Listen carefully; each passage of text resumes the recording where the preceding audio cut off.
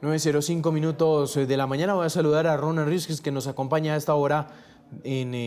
Por supuesto, siempre la tenemos hablando sobre este tema y sobre esta tragedia en Venezuela. Rona, buenos días. Hola, buenos días. Gracias por la invitación. Gabriel, buenos días. Juan Carrona y a toda la audiencia, buenos días. Bueno, Rona, ¿qué está pasando hoy en Venezuela? ¿Qué reportes te llegan? Mira, hasta ahora, entre los reportes que nos están llegando es que sigue habiendo mucho descontento, mucha frustración entre las personas, principalmente obviamente los familiares de las víctimas, de las personas desaparecidas, de las personas fallecidas, porque pues sienten que han sido abandonados por el gobierno, sienten que no tienen la ayuda para poder rescatar con vida a sus familiares o para poder recuperar los cadáveres de sus familiares que ya pues asumen que pueden estar muertos porque no hubo un rescate oportuno. Entonces, ese es el sentimiento principal, o sea, la frustración, la desesperación, el tema de sentirse solos, abandonados, el tema de sentir que el Estado nuevamente no solo les da la espalda, sino que además los revictimiza. Esa es una constante, tan es así que hemos visto una serie de videos, seguramente también muchas de las personas que nos escuchan los habrán visto, en las que los ciudadanos increpan a los funcionarios de la Guardia Nacional y de la Policía y del Ejército y los señalan de no colaborar con ellos, de no ni siquiera ensuciarse los uniformes, que mientras los civiles, los voluntarios han ido a arriesgar su vida sin tener incluso conocimiento de estos procesos de rescate, los guardias nacionales y los cuerpos de seguridad pues se han mantenido al margen solamente como espectadores y sin prestar ninguna colaboración. Todo lo contrario, y ese es el otro sentimiento, se han encargado de obstaculizar y obstruir el trabajo de los voluntarios e incluso de las misiones. En este momento uno de los reportes más recientes es que hay un grupo de rescatistas chilenos y un grupo también de periodistas canadienses retenidos en Cúcuta, es decir, retenidos en el sentido de que no les han entregado los permisos para poder ingresar a trabajar en Venezuela. Y esto pues es una de las denuncias que también ha sido constante. Han prohibido, por ejemplo, el acceso en ocasiones. Hay un video también donde se ve a funcionarios del cuerpo de bomberos intentando ingresar a la zona del estado La Guaira y un grupo de funcionarios de la Guardia Nacional impidiendo el acceso. Entonces, la constante ha sido esta. No solamente la ausencia de funcionarios de los cuerpos de seguridad del Estado para colaborar, para ayudar, para trabajar en las labores de rescate, sino además las decisiones del Estado y de los funcionarios del Estado, de los cuerpos de seguridad, obstaculizando el rescate y la participación voluntaria en este tipo de tragedias, que ha sido tan importante en el caso venezolano, porque Es, de, los rescatistas comenzaron a llegar casi al tercer día. es decir, Rona, ¿ayudar tampoco está fácil? Sí, ayudar tampoco es fácil. O sea, ayer en un espacio que tenemos, los medios de la alianza para la cual trabajo, de medios venezolanos, la alianza La Conversa, la alianza Rebelde Investiga, Efecto Cocuyo, pues entrevistamos a uno de los topos, al líder de los topos chilenos, y nos decía eso, que hasta trabajar era difícil, que les habían limitado su trabajo, que le habían impedido el acceso al lugar a dos médicos y otros dos funcionarios del equipo de topos chilenos, que además de eso, pues él consideraba que mientras más personas pudieran ayudar, que los voluntarios en realidad sí son necesarios, son los que ayudan suministrando aguas e insumos a los rescatistas, que son los que entran a las zonas comprometidas para poder rescatar a las víctimas. Entonces él consideraba que en este tipo de casos el apoyo de estos voluntarios es importante y puede ser útil. Claro. Bueno, don Gabriel, un panorama que nos describe Rona que parece un poco insólito, porque Beatriz nos decía, Juan Camilo, hay edificios que colapsaron y que no han llegado rescatistas. Juanca, definitivamente lo primero que hay que señalar es un mensaje de solidaridad ante la tragedia humana y invocar todos los sentimientos de acompañamiento frente al bravo pueblo venezolano. Lo segundo es que estos días han dejado imágenes devastadoras, imágenes de una tragedia incalculable desde un punto de vista de víctimas, de personas que se han quedado sin hogar, de personas que están buscando a sus seres queridos, pero también imágenes de una inmensa solidaridad de los mismos ciudadanos, de la comunidad internacional.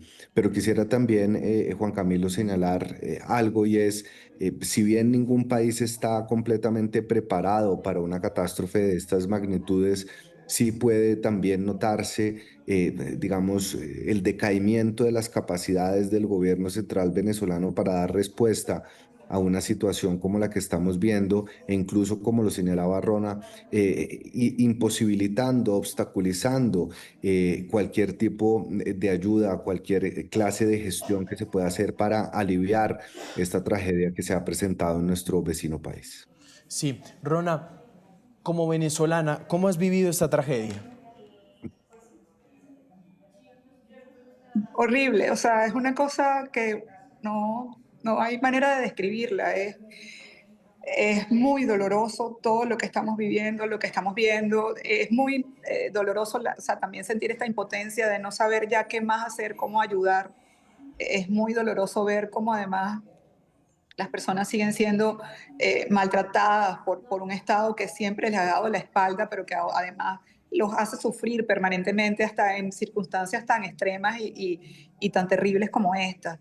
Es de verdad muy frustrante, es una cosa que no hay manera de verdad de decir, o sea, cómo puede uno sentirse, o sea, demasiada indignación, demasiada impotencia. Pero por otra parte también lo que decía Gabriel, o sea, creo que nos tratamos, o por lo menos en mi caso, trato de aferrarme a eso que somos los venezolanos, a ese sentimiento de solidaridad, a ese sentimiento de humanidad, a esos rescatistas que hasta en el momento más complicado, cuando están tratando de sacar una víctima en una situación súper difícil, guardan un sentido del humor, guardan una palabra, una expresión bonita para la persona a la que están ayudando. Entonces, eso es lo que somos los venezolanos y me parece muy importante reivindicar eso en este momento porque además es lo que hemos visto permanentemente. O sea, cuando la gente dice que son ellos los que han sacado a sus familiares, que son ellos los que están ahí, que hay gente que ha pasado horas, que hay gente que tiene desde el mismo miércoles en la zona de desastres trabajando para sacar, hay gente que han muerto sus familiares, o sea, hay muchas historias de personas que dicen que sus hijos murieron, que están tapiados, que ya los sacaron, pero siguen ayudando a sus amigos, a sus vecinos y a las otras personas que están pasando por esta situación.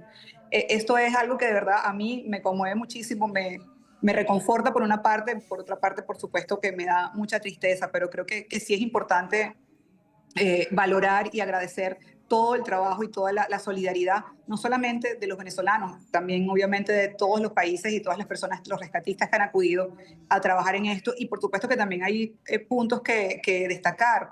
Y por ejemplo, hasta anoche todavía estaban rescatando personas vivas. O sea, se han podido rescatar personas vivas en las últimas horas cuando ya se supone que las posibilidades de rescatar a personas vivas son casi, o sea, se reducen muchísimo, pues todavía se están rescatando personas vivas y esto también es muy, muy valioso porque esa esperanza sigue allí y además también, pues, da la razón a quienes consideran que si más rápidamente se hubiera tenido ayuda, se hubiera tenido maquinaria, pues quizás muchas más personas hubiesen podido sobrevivir a esta terrible tragedia.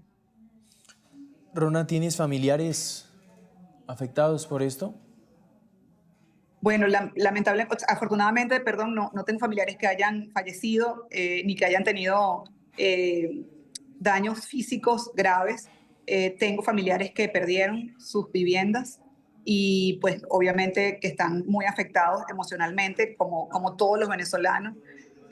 Pues y es que yo creo que obviamente para las personas que han perdido a sus seres queridos es mucho mayor la tragedia, pero es que creo que todos los venezolanos entendemos y sentimos esto como algo colectivo, o sea, nos afecta a todos, todos sufrimos con cada historia, todos quisiéramos buscar la manera de ayudar.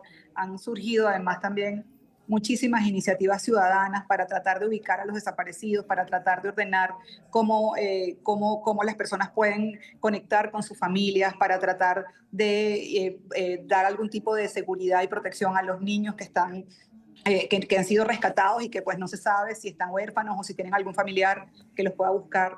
También la ayuda en insumos, en medicamentos ha sido masiva. Entonces, eso es una tragedia que pues nos afecta muchísimo a todos y que pues no va a terminar en un corto plazo. O sea, esto es algo que nos va a marcar, creo que nos cambia como sociedad y con lo que vamos a tener pues para lo que vamos a tener que trabajar para reconstruir el país pues en los próximos meses bueno, y vivir con esto, que va a ser muy Claro. fuerte y que va a marcarnos pues definitivamente. Rona, tú estás viendo mucha distancia entre lo que reporta Jorge Rodríguez y Delcy Rodríguez en sus alocuciones a lo que realmente está pasando en la calle? Lo que veo es lo que ha sido, lo que he visto desde antes, mucha indolencia, indiferencia, ningún tipo de humanidad en estos momentos y ningún tipo de solidaridad y sensibilidad, empatía con el pueblo venezolano y con las personas que están sufriendo.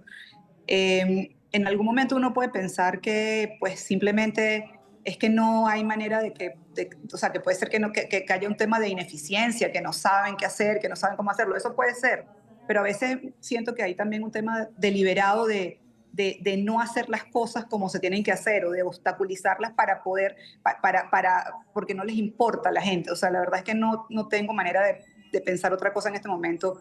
Lo lamento mucho, pero lo que uno ve, los testimonios de las personas en la calle, los testimonios de las personas que están siendo víctimas, o sea, no te pueden hacer pensar otra cosa. O sea, uno siente que hay, o sea, que no puede ser que no escuchen a la gente, no puede ser que no se den cuenta de lo que está pasando, no puede ser que piensen que es necesario que la gente se registre para ir a ayudar a unas personas que necesitan ser rescatadas y que cada segundo cuenta para eso. O sea, eso en mi cabeza, en mi lógica no cabe. A lo mejor existen otras lógicas que lamentablemente ¿Esto es no manejo. o sea, es con acreditación? Claro, crearon un sistema de acreditación tanto para los periodistas como para No. todos los voluntarios y rescatistas que van a la zona. Entonces, si tú no tienes esa acreditación, no te dejan pasar. Y entonces resulta que la gente fue a acreditarse. Pasó horas porque los sistemas obviamente no eran adecuados para acreditarse y una vez que la persona esperaba que le llegara, por ejemplo, un QR para poder ingresar a la zona del estado de La Guaira, pues no, el QR no le llegaba y los funcionarios de la Guardia Nacional no los dejaban pasar. Cuando uno mira, Rona, la cifra de fallecidos hasta ahora entregada, 1.700, muy dolorosa, por supuesto, pero la contrasta con los 50.000 desaparecidos que está reportando la ONU aproximadamente, uno puede, digamos, no sé si concluir, pero sí dar pistas de la lentitud con la que se está atendiendo esta tragedia. Claro, o sea, yo creo que eso es algo que veremos luego, pero yo sí creo, y sobre todo ayer me convencí mucho de eso, anoche, cuando vi que todavía, ya después de 5 días, todavía estaban rescatando, habían logrado rescatar a personas vivas, pensaba, si lograron rescatar hoy a varias personas vivas, ¿cuántas personas vivas no hubiesen podido ser rescatadas si hubiese habido atención inmediata, si hubiera habido equipos, si hubiera habido personas capacitadas para hacer este tipo de rescates? No, no había nada de eso en Venezuela. Todo el sistema de seguridad y protección fue desmantelado por este gobierno. Rona, no sé si el reporte te ha llegado. Hay casas que entregó Chávez que aquí colapsaron, ¿cierto?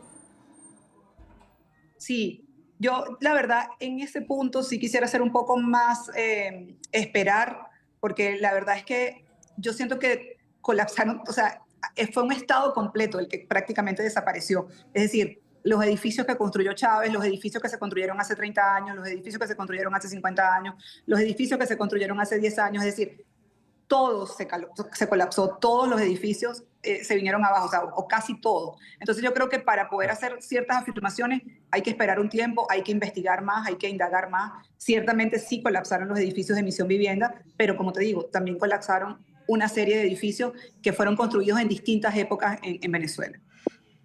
Rona, La Guaira, los edificios, ¿qué tan antiguos son? De todas, o sea, eso, había edificios de los años 70, de los años 80, de los 2000. Después, recuerda que en Venezuela, en ese mismo estado, en 1999 hubo la peor tragedia natural hasta antes de esta, que fue el deslave de Vargas. Y en esa tragedia también el estado fue parcialmente arrasado y los edificios, que algunos quedaron en pie, pues muchos de esos edificios cayeron ahora con el terremoto. Entonces, realmente el tema es complicado porque es una zona que, como te digo, ya enfrentó una tragedia natural bastante grave. Sí, Rona, un abrazo, gracias por estos minutos. Sabemos que tienes otras cosas que atender, pero mil gracias de verdad por atendernos. Gracias a ustedes por la invitación. Gracias, Gabriela. Hasta luego.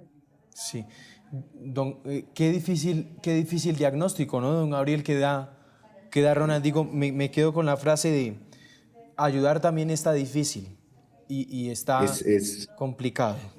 Incomprensible, Juan, sobre todo en una situación donde el Estado no tiene las capacidades porque además las 72 horas, los días siguientes de las tragedias son fundamentales, no solo para atender a la población que tuvo alguna clase de perjuicio, para encontrar a los sobrevivientes, para atender emocional, pero también económicamente a las poblaciones afectadas. Y también se viene una gran pregunta, Juanca, y es ¿qué va a pasar después? Este es el momento de la tragedia, quizás el momento, digamos, con el pico de tensiones y de atención más alto, pero La Guaira va a tener que enfrentar un proceso de reconstrucción, no solo la reconstrucción de su infraestructura, de sus edificios, sino también la reconstrucción del tejido social de una comunidad que ante esta tragedia hoy está de luto. Vamos a escuchar a Jorge Rodríguez, el último informe que dio. Acerca de el parte que diariamente damos, la cifra de personas que perdieron la vida asciende a 1.719, 5.034 personas heridas, hasta el momento 15.866 personas damnificadas y un total de afectados hasta este momento contabilizados en nuestros hospitales, en los hospitales de campaña, en los puntos de triaje de 22.619. Bueno, ahí están los partes que entrega diariamente, por supuesto, las autoridades allí en Venezuela. Acá Pero la se viven... cifra, Sí, pero la cifra que usted daba, Juanca, de las Naciones Unidas de los más de 50.000 desaparecidos es una cifra escalofriante que podría dar cuenta que este reporte de personas fallecidas y de personas afectadas podría incluso multiplicarse en los próximos días. claro, que eso es lo preocupante. Remarcábamos que son tantos los edificios que han colapsado, las estructuras. Bueno, aún hay la esperanza, don Gabriel. Se han reportado gente que han encontrado con vida en las últimas horas. Siguen encontrando gente con vida. Ya han pasado más de 72 horas y se producen estos milagros. Y lo digo milagros es en palabras de expertos, don Gabriel. Después de las 72 horas, encontrar vida ya se puede dar como un milagro, porque es muy complejo el tema de sobrevivir en medio o debajo de los escombros de estos pesos, de estos edificios. Sí, sin lugar a dudas, además, porque por dura que sea la realidad, Juanca, lo que se va a ver es que cada vez la frecuencia del encuentro de supérstites va a ir disminuyendo, las condiciones del terreno, la dificultad de no tener la maquinaria precisa, una persona que esté debajo del concreto, del acero, sin víveres, con poco oxígeno, con la presión del terreno, es muy difícil que logre sobrevivir, pero sin lugar a dudas hemos visto en las últimas horas rescates milagrosos y ojalá que todo ese apoyo, esa solidaridad ciudadana de equipos extranjeros que se han venido sumando en esta labor logre seguir dando buenas noticias en medio de esta inconmensurable tragedia. En medio de esto, en la calle, don Gabriel, se dan estas escenas también que contrastan con, por supuesto, el reporte que da las autoridades. Miren. En el momento tenía que traer una pala, un pico. ¿Ah? Mano, es un uniforme para defender la patria, huevón. ¿Ah? Para defender un país. El país es esto es el país que necesita de ustedes, huevón, un arma. ¿Ah? Para echarnos plomo y coñazo sí. Coñazo sí. ¿Ah? No estamos en guerra, estamos en una situación. ¿Ah? Porque cuando están en la autopista, en la Francisco Fajardo, son malotes. Demuéstrenme su maldad aquí, pues. Y esa imagen es poderosísima, Juanca. Esa imagen es poderosísima. Y es el reclamo además acumulado que seguramente están sintiendo muchos venezolanos frente a lo que señalaba Rona como la desidia del gobierno nacional, la incapacidad de atender una situación de estas, la falta de preparación y de capacidades para poder contribuir a dar un respiro en esta tragedia y verdaderamente ver a miembros de la fuerza pública con armas y no con palas en momentos donde se necesitan son manos para escarbar entre los escombros, entre el concreto y las vigas y lograr encontrar supervivientes, es una imagen que seguramente contrasta con los anhelos de la población venezolana, pero que retrata de una forma muy fidedigna la desconexión absoluta de un régimen indolente con las necesidades de un pueblo que clama ayuda. Claro, que es la situación humanitaria que se vendrá durante meses. Va a ser muy complejo el tema allí en Venezuela, como es la atención de un terremoto en una situación muy complicada de nuestro país vecino. 9:25, vamos con más noticias para discutir. Don Gabriel, empezó pues este empalme del gobierno del presidente Gustavo Petro y el gobierno entrante del presidente Abelardo de la Espriella. Ayer ha entregado una serie de un video que ha sido divulgado a través de todas las redes sociales del presidente electo, que da ciertas pistas de cómo hasta ahora lo que se van encontrando. Dice él que hay una cifra récord histórica de deuda pública, 763 billones de pesos, un incremento de 41 billones. Dice que esto es una de las preocupaciones que tiene el gobierno entrante. También anuncia una auditoría forense precisamente a este tema de las auditorías y del empalme, de los datos que le van a entregar el gobierno del presidente Gustavo Petro. Y también dice él, y lo que ha sido una gran innovación hasta ahora de este empalme, no solo el empalme va a ser con el gobierno nacional, don Gabriel, sino anuncia el presidente electo una descentralización en este tema del empalme, y va a ser empalmes territoriales. Es decir, se va a reunir con los alcaldes de las ciudades para saber qué reporte tienen ellos en todo este tema. También entrega otra de las cifras: 5.8% en la inflación anual, 11.25% la tasa de intervención, que él dice que es un alto costo del crédito. Hasta ahora lo que ha anunciado entonces el presidente electo Abelardo de la Espriella. Vamos a ver cómo se produce este empalme, ¿no, don Gabriel? Sí, un empalme que seguramente será espinoso, Juanca. De hecho, ya estamos por fuera de los libretos del protocolo usual, y es que dictan que el proceso de empalme inicia con una sentada entre el presidente entrante y el presidente saliente. De lo que se conoce, no habrá ese encuentro, y hoy se espera que haya una reunión entre el ministro designado Rodrigo Lara y el ministro del Interior Armando Benedetti para fijar la metodología del empalme, un empalme que además, como usted bien lo señala, va a tener más visos de una auditoría para retratar el estado actual en el que el gobierno entrante recibe la administración saliente, y que estará a cargo del vicepresidente José Manuel Restrepo. Pero también, Juan Camilo, para claridad de la audiencia, han sido una primera semana cargada de mensajes, donde también ya se comienza a entender el tono del gobierno y sus prioridades. Sin lugar a dudas, en los 18 minutos de la presentación que hizo el presidente electo Abelardo de la Espriella, marca como derrotero su preocupación por la economía, el déficit fiscal, la crisis energética, mandando un mensaje de tranquilidad de que va a buscar los recursos para los generadores y evitar que en un escenario de fenómeno del Niño haya un apagón. Y también, hay que decirlo, Juanca, una visión muy diferente de la que tenía este gobierno frente a los temas de paz y seguridad, máxime después de las revelaciones de la unidad investigativa de Caracol, lo cual refuerza esa idea de acabar con la paz total. El llamado que hizo el presidente Abelardo de la Espriella en una de sus primeras intervenciones, de darle un mes a los alzados en armas para que procedan a someterse.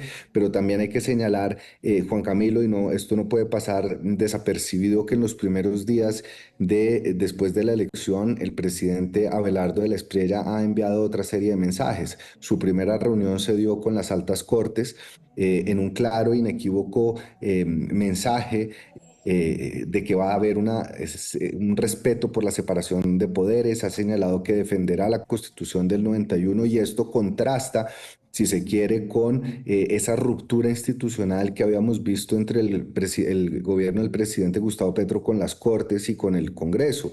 El nombramiento de Rodrigo Lara también envía un mensaje muy poderoso frente a cómo tiene pensado este gobierno generar sus mayorías, garantizar la gobernabilidad sin tener acuerdos por debajo de la mesa y, no menos importante, finalmente, Juanca, lo que usted estaba señalando, y es la relación que va a tener con las autoridades locales, no solo en un proceso de empalme inédito, porque los procesos de empalme generalmente son entre presidente entrante y presidente saliente, sino también después de las reuniones con Carlos Fernando Galán, con Andrés, el gobernador de Antioquia, y con ese anuncio de que hará una gira nacional y estará gobernando desde los territorios, pues creo que ya comenzamos nosotros en una primera semana a ver cuál va a ser ese tono, cuáles van a ser las prioridades, y solo falta, Juanca, conocer cómo va a estar conformado el gabinete, porque ahí tendremos ya la pintura completa y podremos entender qué tipo de gobierno y quiénes estarán a cargo de esos temas que el presidente Abelardo de la Espriella ha señalado como prioridades durante su mandato. Don Gabriel, ¿qué tan fácil son en transparencia los empalmes, en transparencia con los datos? Porque aquí ha hecho ruta una hipótesis, no solo con este empalme, con muchos también en anteriores gobiernos, y es que se esconde información. ¿Esto qué tan creíble puede ser? No, pues sin lugar a dudas, Juanca, mucha de la información seguramente no será entregada, sobre todo información sensible, pero hay también que reconocer que la administración pública tiene sistemas de recolección de la información y de trazabilidad que fácilmente pueden ser verificados, y se puede también verificar si ha habido alteraciones.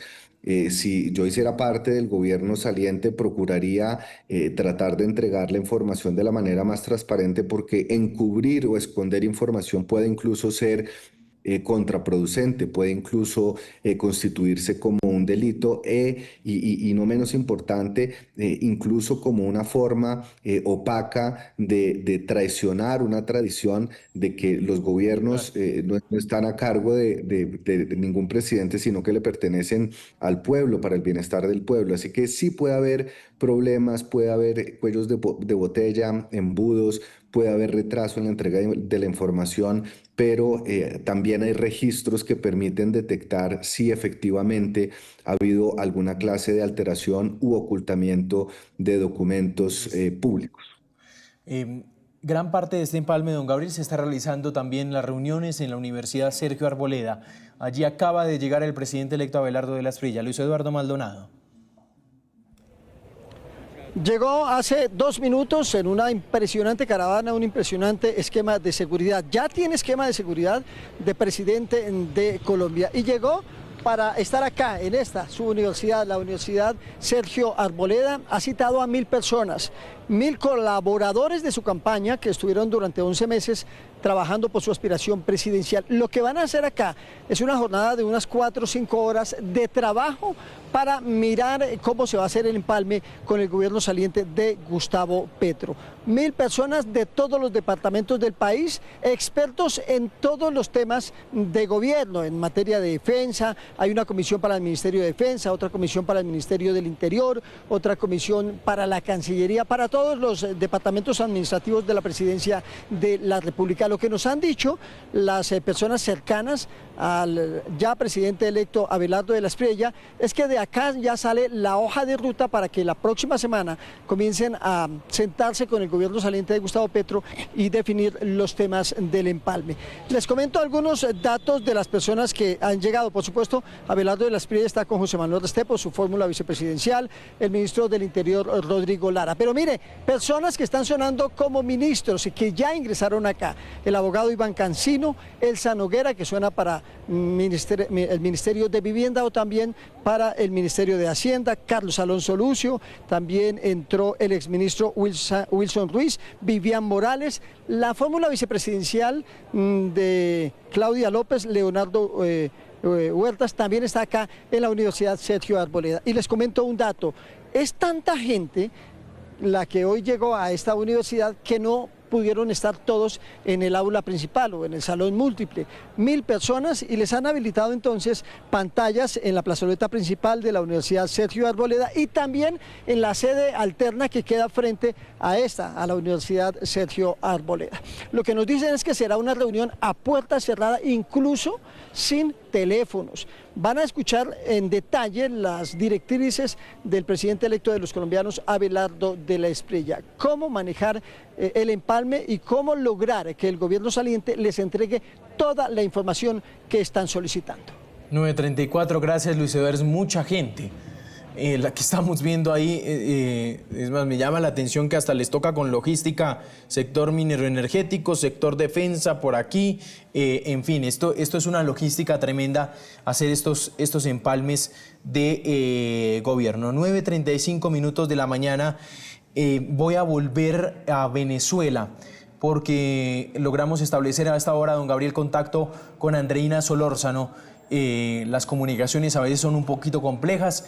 Andreina, cuéntenos en qué punto se encuentra allí en Venezuela después de toda esta tragedia. Adelante.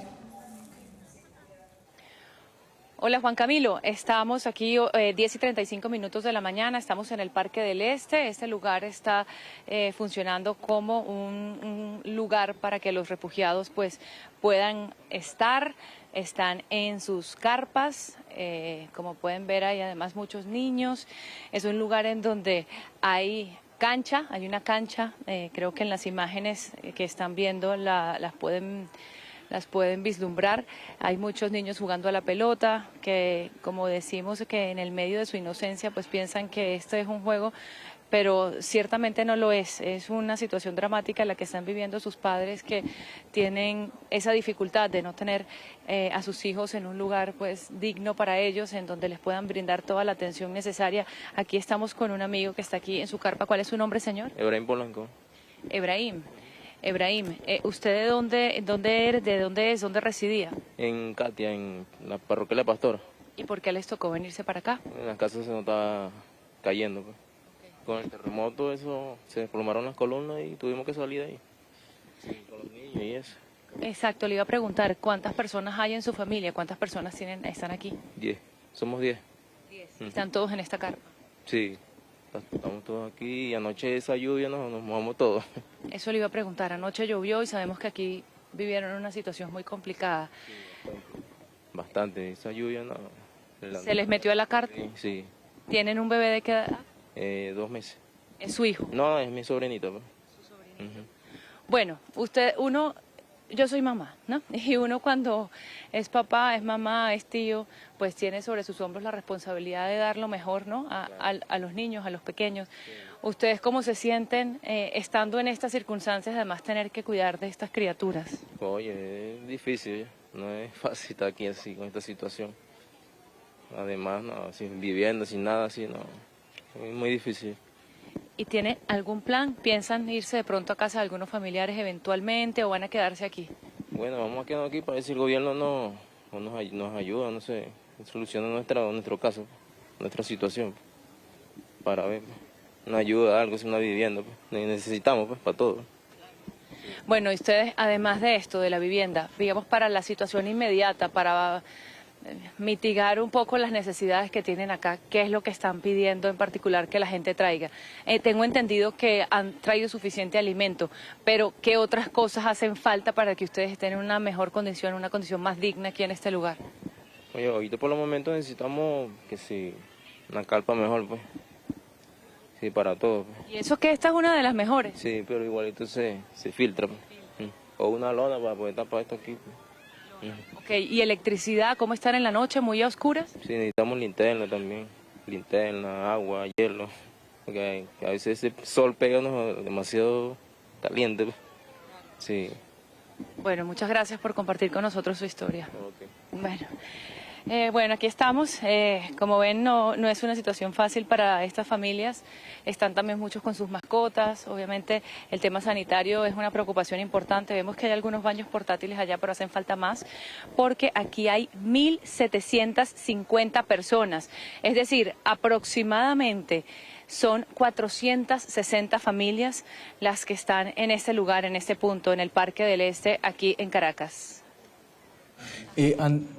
Ahí estábamos viendo entonces este reporte de Andreina Solórzano, un parque lleno de carpas, que a propósito, don Gabriel, estaban diciendo los centros de acopio es lo que también más están necesitando la gente en Venezuela.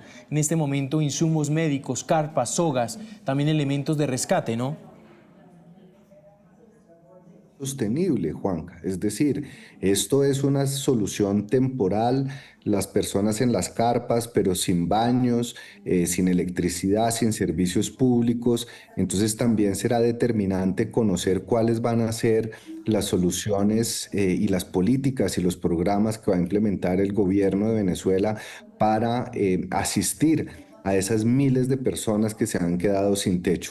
No pueden quedarse en ese parque más allá de un tiempo razonable, Juanca, porque las condiciones de habitabilidad no garantizan los mínimos estándares básicos sanitarios para estas personas, para niños de 2 meses, para familias enteras que lo han perdido todo. Claro, 9:40 minutos de la mañana. Ya para cerrar, don Gabriel, en otro tema, hay una polémica tremenda. Alias Marlon apareció el día sábado en un video, un video de alrededor de 20 minutos, y lo que dice es haciendo referencia a las elecciones presidenciales. Lo grave no es pues sí, obviamente sigue siendo grave el video, pero es que aquí el antecedente es que en la segunda vuelta presidencial, un día antes, el sábado, el gobierno nacional había dicho que alias Marlon había sido dado de baja en un operativo militar. ¿Qué pasó con alias Marlon? Pues es lo que todos nos estamos preguntando y lo que en minutos va a responder el ministro de Defensa, don Gabriel. Sería gravísimo en términos de inteligencia, en términos de manejo de la información pública, que se comprobara que ese mensaje que dio el ministro de Defensa no correspondía a la realidad. Entonces la opinión pública sí exige claridad frente a si este video se hizo antes o después de la supuesta operación, si hubo una falla en la comunicación, si hubo una falla en la información de inteligencia y si eventualmente esto también pudo haber o no estado condicionado justamente por la campaña presidencial que se estaba desarrollando en el momento en el cual el ministro de Defensa hizo el anuncio de esta sensible baja para las disidencias. Es la mano derecha del cabecilla Iván Mordisco, este señor alias Marlon, señalado de múltiples delitos, y por supuesto entonces dice el gobierno que está a la espera de verificar este video, su veracidad, y por supuesto entonces confirmar si Marlon está vivo o no. 9:42, don Gabriel, muchas gracias. Juan Camilo, a usted, a toda la audiencia y nuevamente un abrazo solidario con el bravo pueblo venezolano.